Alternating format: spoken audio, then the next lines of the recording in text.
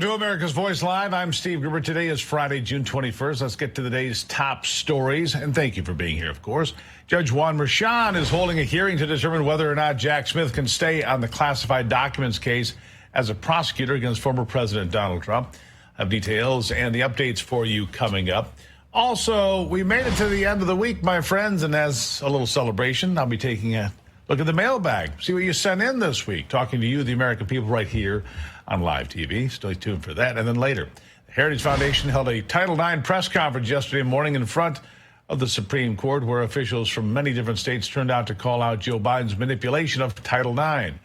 We'll have full details of that coming up. But first, I want to start right here. As the election nears, I wanted to talk about one of the biggest issues in our country today, an issue Joe Biden is completely underwater on, and one they won't change course on.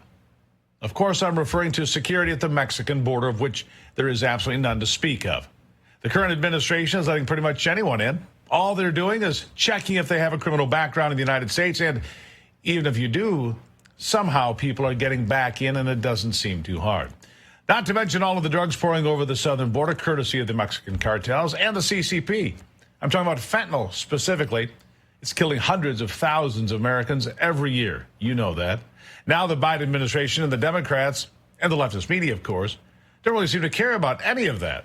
They don't seem to care about hundreds of thousands dying from fentanyl. They don't seem to care about criminals being let loose in our country and murdering American citizens. It happens almost daily now. In fact, DHS Secretary Alejandro Mayorkas was asked about the murder and rape of Rachel Marin, a Maryland mother of 5, and here's all he had to say about it just a couple of days ago. I do want to ask you about the murder of this Maryland mother that has been in the news. It's gotten a lot of attention. She was killed last year. An undocumented immigrant was just arrested in her death last week. He's suspected of multiple crimes since he crossed the border illegally in early 2023. Jim, a criminal is responsible for the criminal act. The criminal who committed this heinous act should be held accountable to the fullest extent of the law, and forcefully so. That is my response. So how did that criminal get in, Mr. Mayorkas? How did that criminal get into the United States? And I am so glad that CNN's Jim Acosta made sure to call the murderer undocumented. I mean, we have to take into account his feelings. After all, nobody is illegal, right? But Mayorkas' answer there is even worse than Acosta. Why? Well, he decided he is not responsible for Rachel Marin's death, even though if he was actually enforcing the law, like he is required to do at the Mexican border, she would be alive today. Look, I'm not saying Mayorkas is a murderer, but he has certainly aided and abetted murderers coming into this country every day for 3.5 years. And it's getting Americans killed. There's no denying that.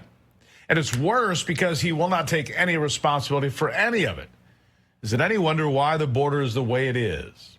And here's what we can take from all of that. These people in government right now, going all the way up to the President of the United States, they do not care about you. They've shown time and time again that they care more about foreigners than they do about American citizens. The proof is in the pudding. Actions speak louder than words. Remember the devastating fires in Maui? Remember that firestorm? Well, all the Biden administration decided to do for Americans who lost everything was give them $700.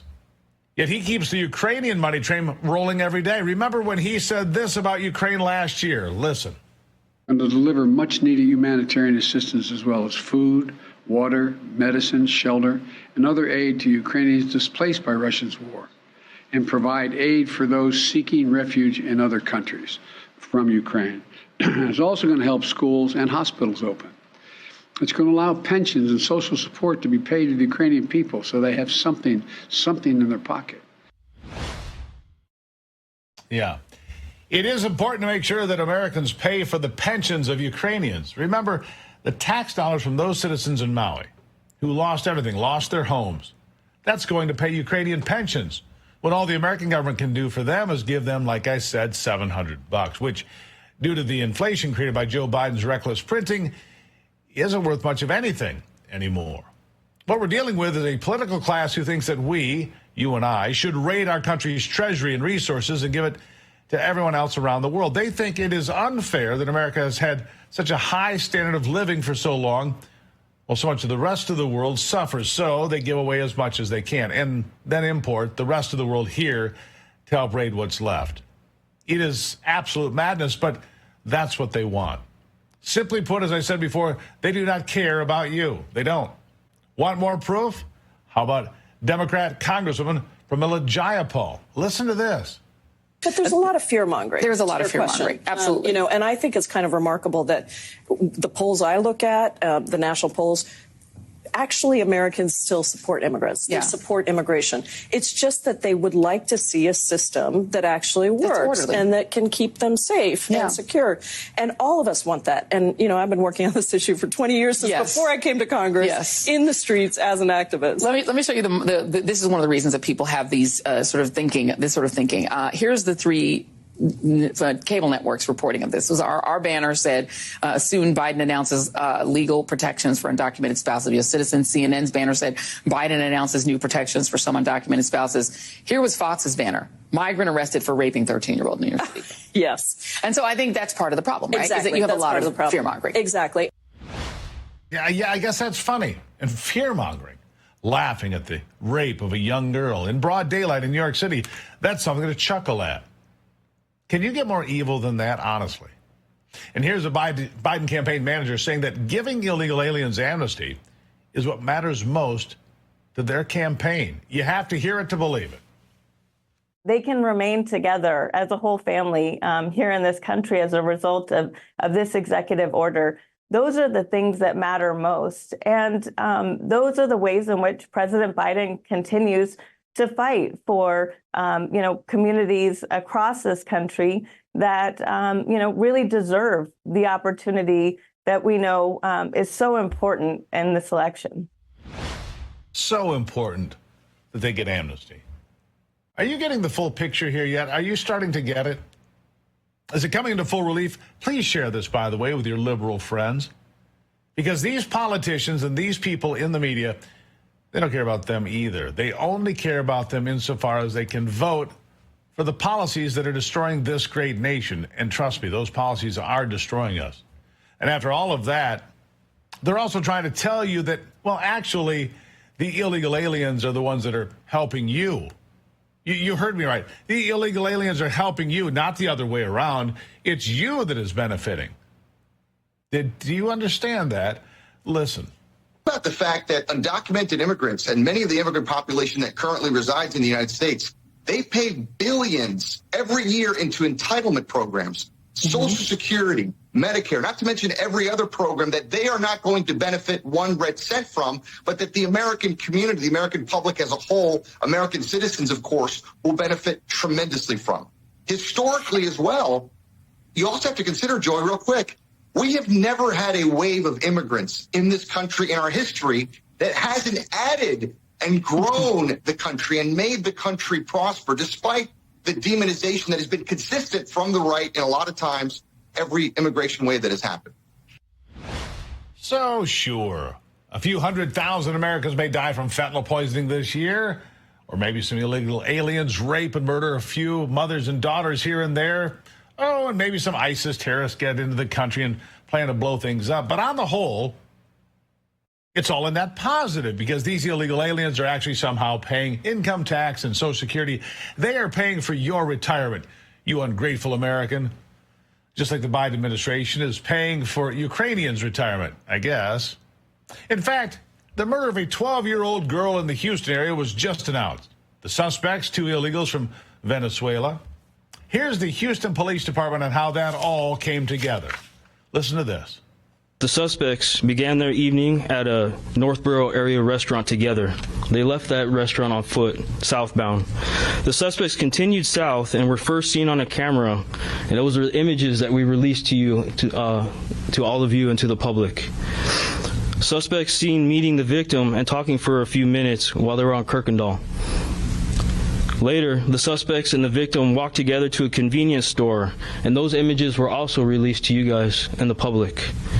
After a few minutes, all three together walked to a bridge where ultimately Jocelyn was murdered. Suspects continue south towards their residence after leaving Jocelyn there. A 12-year-old guilty of sneaking out of the house and going to 7-Eleven, killed for it. How would you feel if that was your daughter? How would Mayorkas feel? How would any of the leftist politicians and activists who are letting this happen feel if that was their child, their niece, their neighbor? What's important to them is that it isn't happening to their families who live a gilded life of luxury and protection generally inside a bubble. It is just happening to the common folks, the rabble. What they see is you and me. So again, it doesn't matter. They don't care, even though they are certainly to blame. Rachel Marin's sister recently spoke out about who she feels is to blame for Rachel's murder. She was pretty much to the point. Here it is. Biden's first day in office was to remove every executive order that Trump had put in place to secure our border. And he stopped the building of the wall. I mean, as far as I'm concerned, the Biden administration has the blood of Rachel Morin on their hands. Yeah, I would say that, too. The Biden administration has quite a bit of blood on its hands, not just Rachel's, but many more. But the beauty of America is that we don't need to care if the politicians put any responsibility on themselves. We can hold them accountable and send them packing. And after this debacle of an administration, we should.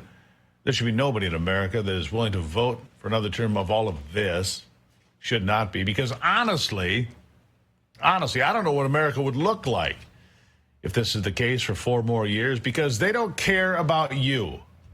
It's our job to make them care. And if they don't, throw the bums out. Show them how much we actually care about our family, friends, and neighbors, and how much we care about our great country. Make sure you vote. Please. Everything depends on it.